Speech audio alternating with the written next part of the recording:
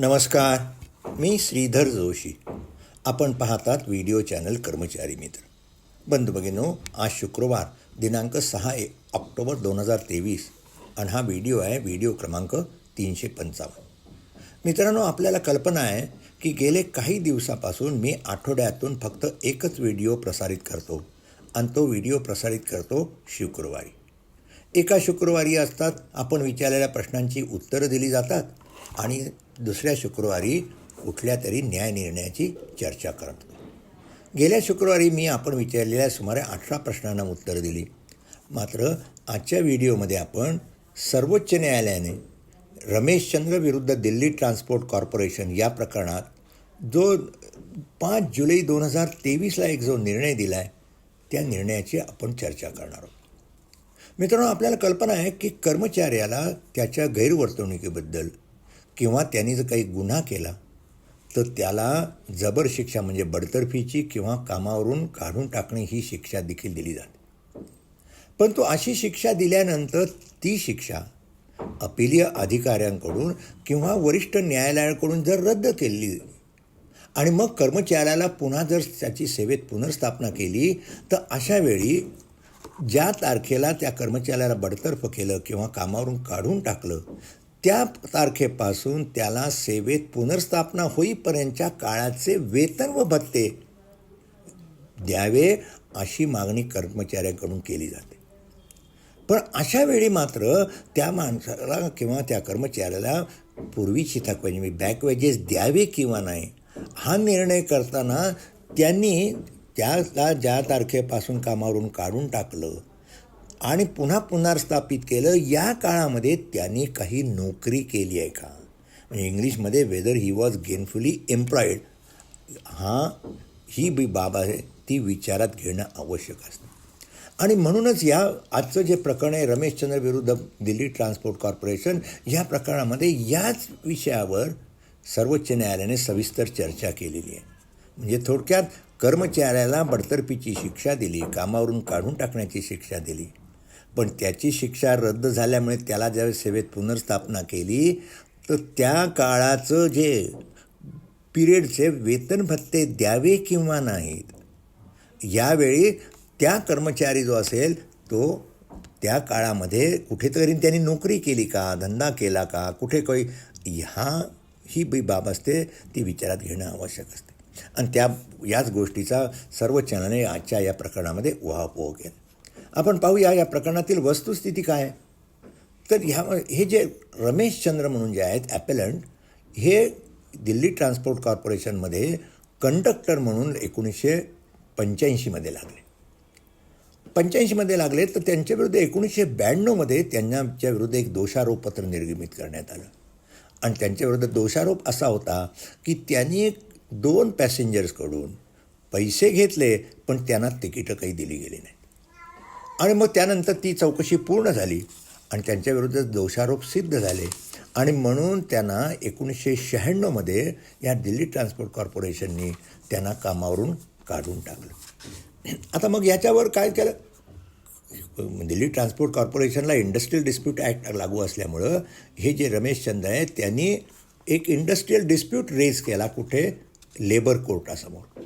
आणि मग तिथे त्यांनी चॅलेंज केलं की त्यांच्याविरुद्ध जी चौकशी केलेली आहे आणि त्यांना दिलेली जी शिक्षा आहे ही चुकीची आहे, ती चौकशी देखील बरोबर झालेली नाही आणि त्यामुळे चौकशी रद्द करावी, त्यांना शिक्षा रद्द करावी याकरता त्यांनी लेबर कोर्टामध्ये अर्ज दाखल केला. मग लेबर कोर्टाने त्यावर संपूर्ण सुनावणी घेतली आणि सुनावणी गेल्यानंतर की अशा निष्कर्षाला लेबर कोर्ट पोचलं की रमेशचंद्र यांच्याविरुद्धची जी चौकशी आहे ती बेकायदेशीर झालेली आहे. त्याला कारणं आहे काय, मग नैसर्गिक न्याय असेल किंवा ज्याला रिझनेबल अपॉर्च्युनिटी त्यांना दिली गेली नाही, अनेक कारणावरून ती चौकशी रद्द करण्यात आली. आणि मग या ठिकाणी मात्र लेबर कोर्टाने रिस्पॉन्डंट म्हणजे दिल्ली ट्रान्सपोर्ट कॉर्पोरेशनला की यासंबंधी तुम्हाला काही एव्हिडन्स द्यायचा असेल, पुरावा द्यायचा असेल तर तो पुरावा तुम्ही द्यावा अशा पद्धतीची संधी दिल्ली ट्रान्सपोर्ट कॉर्पोरेशनला दिली. आणि हे झाल्यानंतर लेबर कोर्टाने एक अवॉर्ड पास केलं आणि त्या अवॉर्डमध्ये म्हटलेलं आहे की जे रमेशचंद्र आहेत यांच्याविरुद्धचे दोषारोप सिद्ध होत नाहीत आणि त्यामुळे त्यांच्याविरुद्ध दोषारोप सिद्ध होत नाहीत आणि म्हणून त्यांना सेवेत त्यांची पुनर्स्थापना करावी अशा तऱ्हेचा आदेश लेबर कोर्टाने दिला. त्यानंतर या ठिकाणी मात्र लेबर कोर्टाने त्यांना बॅक वेजेसच्या संबंधी मात्र असा दृष्टिकोन स्वीकारला आणि निष्कर्ष काढला की अशा प्रकरणामध्ये कर्मचारी म्हणजे त्यांना सेवेतून काढून टाकल्यापासून पुन्हा पुनर्स्थापना दिली या काळामध्ये ते कुठे नोकरीला होते किंवा काय हे दाखवण्याची जबाबदारी जे बर्डन ऑफ प्रूफ ज्याला म्हणतात एव्हिडन्स ॲक्टमध्ये ते काही अर्जदारांकडून डिस्चार्ज झालेलं नाही. म्हणजे त्यांनी असा काही योग्य तो पुरावा सादर केलेला नाही की त्या काळामध्ये ते कुठे नोकरीला नव्हते म्हणून. आणि म्हणून मग काय त्यांनी केलं, अवॉर्ड तर दिलं परंतु त्यांना काही बॅक वेजेस मात्र काही दिले नाही. मग कॉर्पोरेशननी साहजिकच लेबर कोर्टाने दिलं अवॉर्ड ॲक्सेप्ट केलं आणि अर्जदार जे रमेशचंद्र आहेत त्यांची सेवेत पुनर्स्थापना केली परंतु त्यांना बॅक वेजेस देण्यास नकार दिला. मग साहजिकच अर्जदारांनी एक रिट पिटिशन दाखल केला की बॅक वेजेस मला देय आहेत पण ती काही दिली गेलेली नाही आहेत आणि म्हणून ती देण्याचे आदेश कॉर्पोरेशनला द्यावे. हायकोर्टाच्या सिंगल जजच्या पुढे जी मॅटर झाली आणि त्या ठिकाणी मात्र त्या जजनी त्यांचा जो रिट पिटिशन आहे तो डिसमिस केला. मग अर्जदारांनी त्याच्या विरुद्ध डिव्हिजन बेंच म्हणजे 2 न्यायाधीशांपुढे त्यांनी अपील दाखल केलं. मात्र त्या अपील देखील काय झालं, त्यांनी देखील अपील होतं ते फेटाळण्यात आलं आणि त्यांना काही बॅक वेजेस काही देय नाहीत अशा तऱ्हेचा आदेश दिला. आणि मग याच्या ठिकाणी मग ह्या निर्णयाविरुद्ध म्हणजे उच्च न्यायालयाच्या डिव्हिजन बेंचने जे अपील डिसमिस केलं त्या निर्णयाविरुद्ध अर्जदार सर्वोच्च न्यायालयामध्ये आले आणि मग त्या सर्वोच्च न्यायालयापुढे हाच प्रश्न होता की कर्मचाऱ्याला काढून टाकलं आणि त्यानंतर त्याला पुन्हा सेवेत पुनर्स्थापन केलं याच्यामधला तो त्या कर्मचाऱ्याला तो कुठेतरी नोकरीला वगैरे होता किंवा काय आणि त्यामुळे त्याला बॅक वेजेस देय आहेत किंवा नाही हा प्रश्न सर्वोच्च न्यायालयापुढे मांडण्यात आला. सर्वोच्च न्यायालयापुढे नेहमीप्रमाणे सर्वोच्च न्यायालयाने 2 पक्षांची बाजू ऐकली.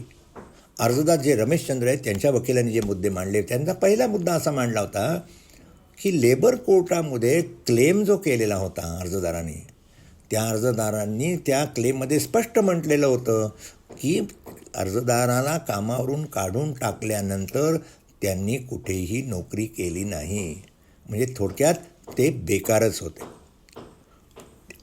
अर्जदारांच्या वकिलाने असा मुद्दा मांडला की लेबर कोर्टापुढे जेव्हा जी क्रॉस एक्झामिनेशन वगैरे जी झाली त्या क्रॉस एक्झामिनेशनमध्ये मात्र देखील प्रतिवादी म्हणजे कॉर्पोरेशनच्या वकिलांनी प्रश्न विचारलेला होता की तुम्हाला कुठे नोकरी वगैरे काही त्यावेळेस मिळाली का. त्यावेळेस देखील अर्जदारांनी स्पष्टपणे नमूद केलं की मी कुठेही नोकरी केलेली नाही. आता त्यामुळं अशा परिस्थितीमध्ये जेव्हा एखादा कर्मचारी बॅक वेजेस मागतो आणि हा जो प्रश्न असतो की अर्जदाराला कामावरून काढून टाकलं आणि सेवेत स्थापना केली या काळामध्ये तो कुठे नोकरीला होता किंवा नाही हे सिद्ध करण्याची जबाबदारी प्रथमतः अर्जदारावरच असते, कर्मचाऱ्यावरच असते. आणि कर्मचाऱ्यांनी इथे मात्र दोन्ही बाजू दाखवून म्हणजे क्लेममध्ये त्यांनी क्लेम केलेलं होतं आणि क्रॉस एक्झामिनेशनमध्ये त्यांनी स्पष्ट सांगितलं होतं की मला कुठे नोकरी केलेली नाही. आणि म्हणून जे बर्डन ऑफ प्रूफ असतं ते बर्डन ऑफ प्रूफ ज्या अर्जदारावर जे असतं ज्याला निगेटिव्ह बर्डन ऑफ प्रूफ म्हणतात ते मात्र त्यांनी डिस्चार्ज केलेलं होतं. त्याच्याविरुद्ध मात्र अर्जदार कुठेतरी नोकरीला होता अशा तऱ्हेचा कुठलाही पुरावा कॉर्पोरेशनकडून सादर करण्यात आलेला नाही. आणि म्हणून अर्जदार जे रमेशचंद्र आहेत त्यांना जसं सेवेत पुनर्स्थापना केली त्याचबरोबर त्यांना कामावरून काढून टाकल्याच्या तारखेपासून पुन्हा सेवेत घेतलं या काळाचे त्यांना संपूर्ण वेतन व भत्ते मिळणं आवश्यक आहे अशी बाजू अर्जदारांच्या वकिलांनी मांडली. कॉर्पोरेशनचे जे वकील होते त्यांनी अर्थातच या सुप्रीम कोर्टामध्ये जो अपील अर्ज केला होता त्याला विरोध केला आणि त्यांनी मुद्दा मांडला की सुरुवातीला अर्जदारांनी एक ॲफिडेव्हिट सादर केलं होतं, शपथपत्र सादर केलं होतं आणि त्या शपथपत्रामध्ये त्यांनी स्पष्ट म्हटलेलं होतं की कामावरून त्यांना काढून टाकल्यानंतर पुन्हा सेवेत पुनर्स्थापना होण्यापर्यंत त्यांनी कुठेही नोकरी केलेली नाही. परंतु हे जे ॲफिडेविट सुरुवातीला सादर केलं होतं, हे शपथपत्र अर्जदारांनी मागे घेतलं आणि नवीन शपथपत्र दाखल केलं आणि त्या नवीन शपथपत्रामध्ये मात्र कुठेही असा उल्लेख नाही की कामावरून काढून टाकलं पासून पुन्हा सेवेत पुनर्स्थापना केली, याच्यामध्ये ते बेकार होते, त्यांनी कुठेही नोकरी केलेली नाही असं कुठेही त्यांनी नंतर जे शपथपत्र दाखल केलं त्यामध्ये नमूद केलेलं नाही. आणि म्हणजे थोडक्यात अर्जदारावर जे बर्डन ऑफ प्रूफ आहे की सिद्ध करण्याची जबाबदारी आहे की त्यांनी कुठे कामावर नव्हता, हे बर्डन जे आहे त्यांनी काही डिस्चार्ज केलेलं नाही. त्यामुळे हा सुप्रीम कोर्टाने देखील जो अपील अर्ज केलेला आहे अर्जदाराने तो फेटाळण्यात यावा अशी मागणी कॉर्पोरेशनच्या वकिलांनी केली. नेहमीप्रमाणे सुप्रीम कोर्टाने दोन्ही बाजू ऐकल्या आणि आपली निरीक्षणं नोंदवली. काय निरीक्षणं नोंदवली पाहूया. तर ह्या सुप्रीम कोर्टाने पहिल्यांदाच आपल्यामध्ये जजमेंटमध्ये नमूद केलं की ह्या प्रकरणामध्ये काय निर्णय करायचा आहे की कर्मचाऱ्याला बॅक वेजेस म्हणजे जे आपण म्हणतो थकबाकी जी नाकारलेली आहे लेबर कोर्टाने ती योग्य आहे किंवा काय, हा प्रश्नावर सुप्रीम कोर्टाला निर्णय करायचा आहे.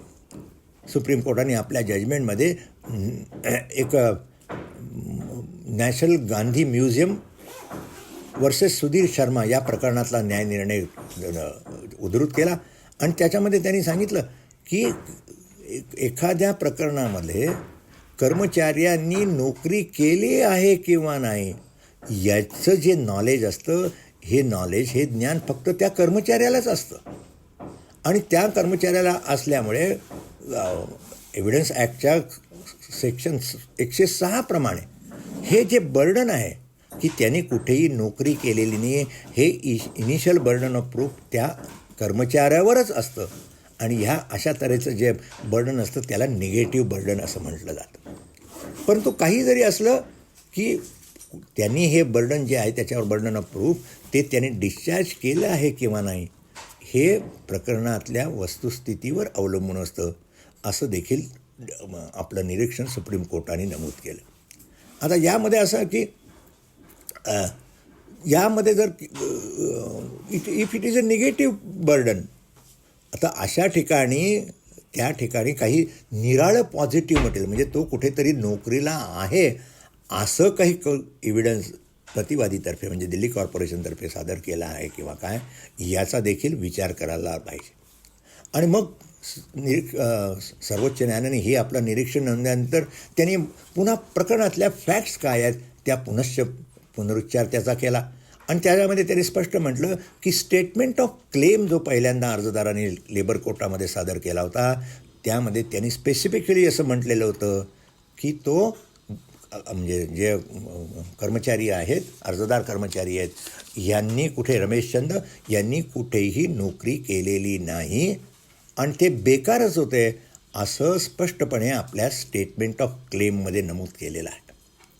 दुसरं त्यांनी म्हटलं की त्यांनी आपलं कंटेन्शन जो आपला अर्ज केला त्या अर्जामध्ये देखील त्यांनी स्पष्ट असं म्हटलेलं होतं की मी थकबाकी म्हणजे मला बॅक वेजेस मिळण्यास मी पात्र आहे, I am eligible for getting back wedges हे देखील म्हटलं. सर्वोच्च न्यायालयाने पण हे नमूद केलं की ही मात्र वस्तुस्थिती आहे की त्यांनी जे पहिलं ॲफिडेविट केलं होतं, ज्या ॲफिडेविटमध्ये म्हटलं होतं की कामावरून काढून टाकलं आणि पुन्हा कामावर घेतलं या काळामध्ये तो कुठेही नोकरीला नव्हता असं ज्या ॲफिडेविट म्हटलं होतं ते ॲफिडेविट मात्र त्यांनी विड्रॉ केलं आणि दुसरं जे ॲफिडेविट सादर केलं त्या ॲफिडेविटमध्ये मात्र त्यांनी असं कुठेही स्पष्टपणे नमूद केलेलं नाही की त्यांना कुठेही नोकरीला नव्हते, हे काही त्यांनी नमूद केलं नाही. पण याचबरोबर मात्र त्याची जी उलट तपासणी केली गेली अर्जदाराची, त्या अर्जदाराच्या तपासणीमध्ये प्रतिवादींच्या वकिलांनी त्यांना जो प्रश्न विचारला त्या प्रश्नाला उत्तर देताना त्यांनी स्पष्टपणे म्हटलेलं आहे की मी कुठेही एम्प्लॉई झालेला नव्हतो, म्हणजे कुठेही मी नोकरी केलेली नाही हे त्यांनी उलट तपासणीमध्ये नमूद केलं आहे. त्याचबरोबर प्रतिवादींतर्फे असा कुठलाही पुरावा सादर करण्यात आलेला नाही की जो पुरावा दाखवतो की अर्जदार त्यांना कामावरून काढून टाकल्यानंतर त्यांना पुन्हा सेवेत घेण्याच्या या काळामध्ये त्यांनी कुठे नोकरी केली असा दाखवणारा कुठलाही पुरावा प्रतिवादीतर्फे सादर करण्यात आलेला नाही.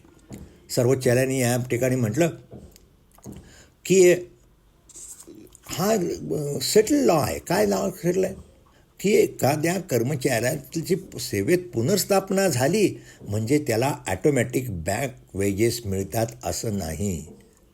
तर कर्मचाऱ्याची सेवेत पुनर्स्थापना झाल्यानंतर त्याला बॅक वेजेस आहेत किंवा नाही, या प्रकरणातील वस्तुस्थिती काय आहेत याच्यावर आधारितच न्यायालयांना निर्णय करावा लागतो की कर्मचाऱ्याला बॅक वेजेस देता येतील किंवा नाही. थोडक्यात payment of back wages is not automatic after order of reinstatement, हे देखील सर्वोच्च न्यायालयाने या ठिकाणी म्हटलं.